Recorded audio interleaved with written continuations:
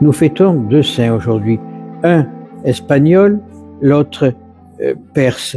Les deux sont allés au martyre pour la foi du Christ. Les deux sont allés au martyre par amour du Christ. Et nous, est-ce que nous serons capables d'aller jusqu'au bout par amour?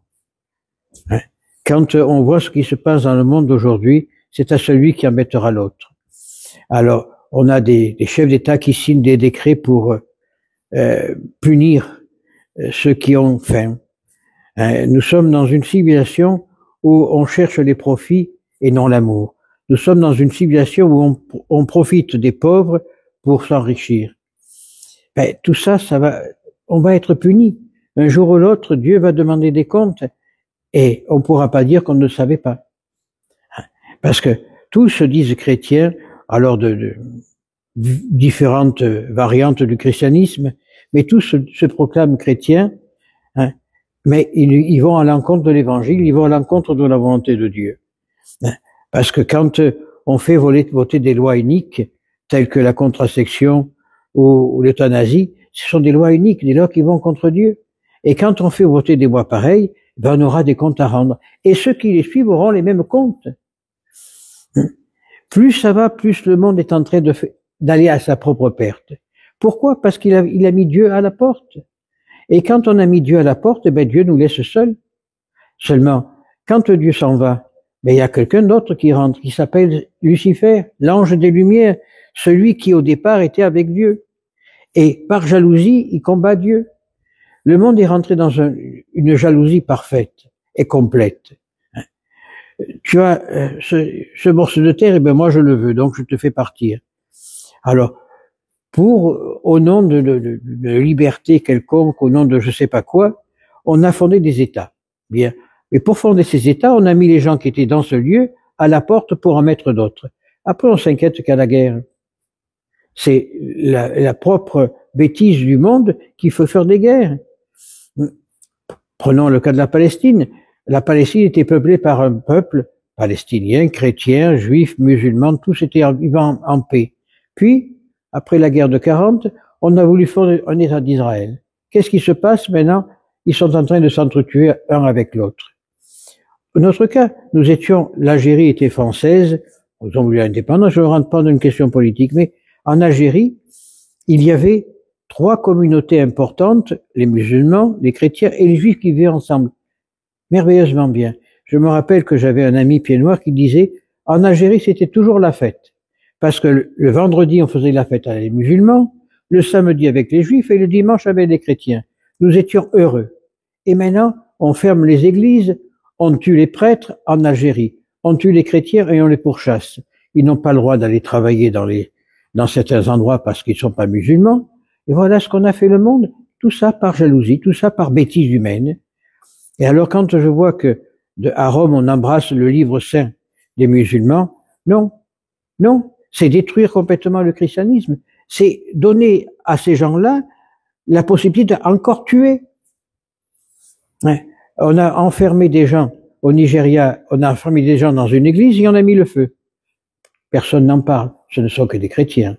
Mais si on fait un once de choses contre les juifs ou les musulmans, alors il n'y a pas une minute dans le téléjournal où on n'en parle pas.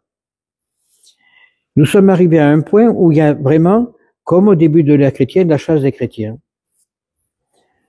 Seulement, quand on étudie un petit peu, qu'ont fait les chrétiens? Des hôpitaux, des dispensaires, des écoles, et tout ça, on n'en parle pas. Non. Mais on va vous dire qu'à travers les écoles, on voulait assujettir les gens. À travers les écoles, on voulait leur priver de leur liberté. Pourquoi les soigner? Pour mieux les entourer. Non. Le monde est fou. Le monde est fou parce que le monde ne croit plus. Alors on vous parle, oui, on fait des actes d'humanité. Mais les actes d'humanité, ce n'est pas la charité. Les actes d'humanité, c'est donner aux autres ce qu'on a en trop. La charité, c'est partager ce que nous avons.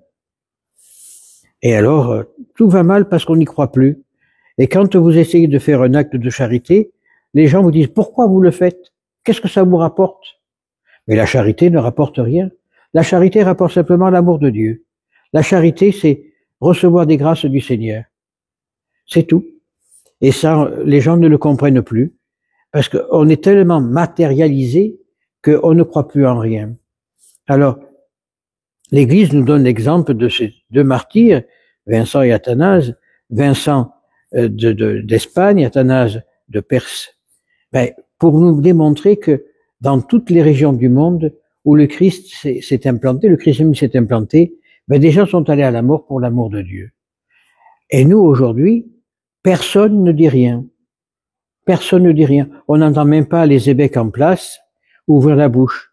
Par contre, on entend les bêtises sortir de Rome. Et ça, il y en a des quantités industrielles. Pourquoi? Parce que même Rome a perdu la foi. C'est pas moi qui le dis, c'est la Vierge à la Salette. Rome perdra la foi et deviendra le siège de l'Antéchrist.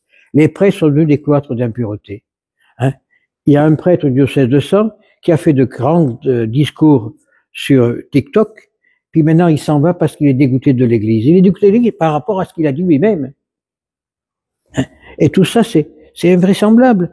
On n'a plus rien d'honnête. Il n'y a plus d'honnêteté dans le cœur des gens. Il n'y a plus d'amour dans le cœur des gens. Dès que vous essayez de faire quelque chose, les gens disent, mais pourquoi il le fait? Il a un intérêt pour le faire. Mais non, non. Le Christ, il avait aucun intérêt de monter sur la croix. Le Christ n'avait aucun intérêt de se laisser clouer sur une croix. Il a fait par amour pour nous. Et si nous, chrétiens, on essaye de faire quelque chose par amour pour les autres, alors on nous dit parce qu'on a un intérêt. Mais l'intérêt, c'est celui qui pense qu'il a un intérêt. Parce que quand on fait un acte, ce que fait la main droite, la main gauche l'oublie, et vice-versa. Lorsque j'entends dire, ah, moi, je pardonne, mais j'oublie pas. Alors c'est qu'on n'a pas pardonné. Parce que le pardon, c'est l'oubli. Et quand j'entends dire, et je le vois souvent, ah, quand on vient se confesser, moi je n'ai pas de péché, je n'ai ni tué, ni volé, ni... Là, c'est un péché d'orgueil. C'est un péché d'orgueil. Parce que tous nous avons quelque chose à nous reprocher. Tous nous avons une conscience devant Dieu. Et si on n'est pas capable de faire ce examen de conscience tous les jours, qu'on rentre dans un scrupule quelconque, non. Le Seigneur n'aime pas le scrupule. Le Seigneur, il veut un cœur purifié et pur pour le rencontrer, un cœur contrit et humilié. Mais non, on est orgueilleux. Alors on se croit, ah, moi je vais arriver. Mais on ne peut pas arriver tout seul, on ne peut arriver que par la grâce de Dieu. Si on se laisse guider par Dieu, on ne peut pas tomber dans l'erreur. Alors bien sûr que le diable est là pour nous titiller, pour nous embêter, mais Dieu nous donne la grâce de résister. Les martyrs ont résisté jusqu'à la mort. Eh bien, nous devons risquer aussi jusqu'à la mort. Peut-être pas la mort du martyr, mais la mort normale, la mort naturelle. Parce que quand Dieu viendra, il nous demandera des comptes. Et si on commence à dire, ah oui, mais je fais pas ça parce que c'est pas beau, je fais pas ça. Non. Laissons-nous guider par la grâce de Dieu. Et tomber, c'est humain. Se relever, c'est divin. Et Dieu est là pour nous aider à nous relever. Bien sûr qu'il ne faut pas toujours tomber dans la même erreur. Bien sûr qu'il ne faut pas renouveler sans cesse les mêmes péchés. Mais si on croit en Dieu, Dieu nous donne la force de nous relever et de ne plus tomber dans le péché. Ou alors, on n'a rien compris à l'évangile, ou alors, nous sommes un sac d'orgueil et nous ne pouvons pas demain comparaître devant Dieu. Alors, prions ces saints martyrs pour nous donner la force qu'ils ont eue, pour pas simplement prêcher l'évangile, mais le vivre. Pas simplement prêcher la bonne parole, la vivre. Et non, pas simplement faire des actes d'humanisme, mais faire des actes de charité. Savoir partager avec les autres ce que l'on a. Alors, prions ces martyrs, prions tous les ciels du paradis, pour que la grâce de Dieu nous envahisse et que nous puissions chanter sa gloire, ainsi